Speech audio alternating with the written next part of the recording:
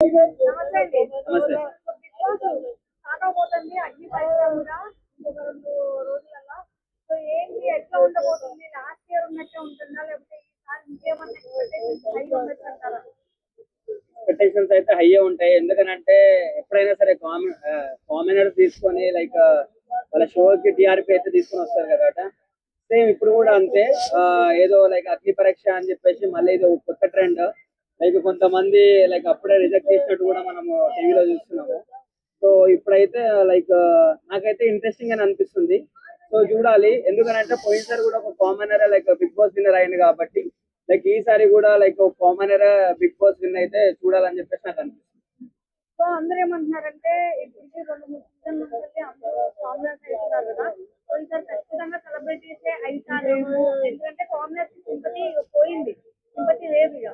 Celebrities మీదకి మారుతుంది అంటున్నారు. ఏమంటారు? అంటే సింపతి అని కాదు ఇక్కడ. అంటే గేమ్ ఎవరు బాగా ఆడితే వాళ్ళు. అంటే మనం పోయినసారి చూసుకుంటుంటే పవన్ కళ్యాణ్ కూడా బాగా ఆడిండు. గెలిచిండు. ఆయన ఏదో ఆర్మీ అని కాదు, లేకపోతే సింపతి వాళ్ళకి వెళ్ళలేదు.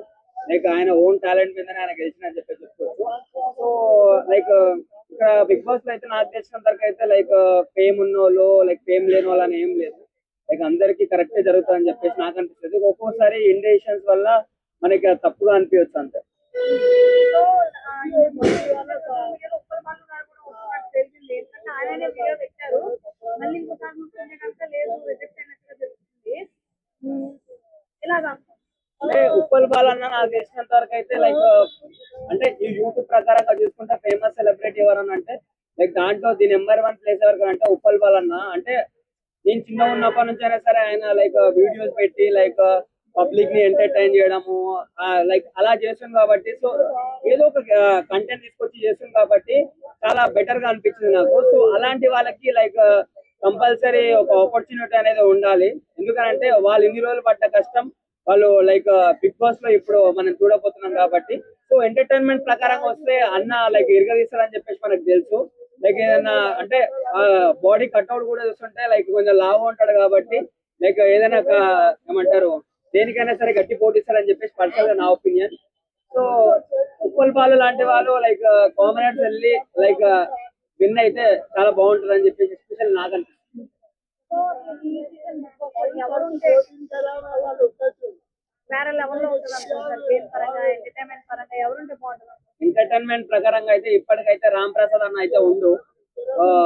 మన బుడ్డ నరేష్ కూడా ఉండు. సో వాళ్ళిద్దరు చాలు. ఈ ఏమంటారు హౌస్ మొత్తం గోల గోల వేసేస్తారు. సో ఇంకెవరన్నా మంచి మంచి వాళ్ళు ఎవరన్నా సెలబ్రిటీలు వస్తే ఇంకా బాగుంటది. బిగ్ బాస్ అంటే ఓన్లీ టాస్క్ లే కాదు, ఎంటర్టైన్మెంట్ కూడా ఒక పేరు అన్నట్టు ఇంతవరకు మనం చూసాము. సో ఇంట్రెస్టింగ్ ఉందండి ఈసారి కూడా. ఒకవేళ కనుక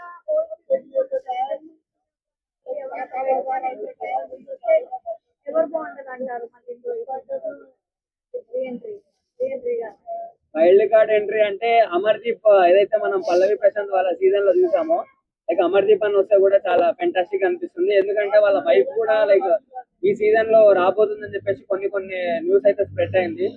సో నాకు ఎందుకంటే అమర్దీప్ అన్నకి సీజన్ 7 లో ఏదైతే జరిగిందో టైటిల్ విన్ కాలేదు కాబట్టి అన్యాయం జరిగిందని చెప్పేసి నాకు అనిపిస్తుంది. ఒక టాలెంట్ ఉన్న వ్యక్తి మళ్ళీ ఒకసారి వస్తే మాత్రం ఈసారి అయితే కంపల్సరీ కప్పు కొడతారని చెప్పేసి నాకు అనిపిస్తుంది.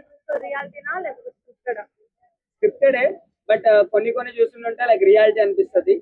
దేంట్లోనైనా స్క్రిప్టెడ్ ఉంటుందండి. షో అన్న తర్వాత ఏదైనా స్క్రిప్టెడ్ ఉంటది. కానీ బిగ్ బాస్ అనే వారికి వచ్చే వారికి కొన్ని టాస్క్లు వాళ్ళు ఏమంటారు స్క్రిప్టెడ్ ఇచ్చినా సరే వాళ్ళ ఓవర్ అగ్రెషన్ వల్ల రియాలిటీ అని చెప్పేసి నాకు అనిపిస్తుంది. ఓవరాల్ గా అయితే చాలా వెయిట్ చేస్తున్నా. ఈసారి కూడా కామనర్స్ విన్ అయితే చూడాలని ఉంది. ఎందుకనంటే ఫేమ్ అని చెప్పేసి మనం బిగ్ బాస్ 6 వరకు మనము అందరికి సెలబ్రిటీలకి ఒక ఛాన్స్ ఇచ్చాము. తర్వాత నుంచి ఏదైతే స్ప్రెడ్ అవుతుందో ఇప్పుడు, సో అదే విధంగా ఈసారి కూడా కామనర్స్ గెలిస్తే చూడాలని ఉంది.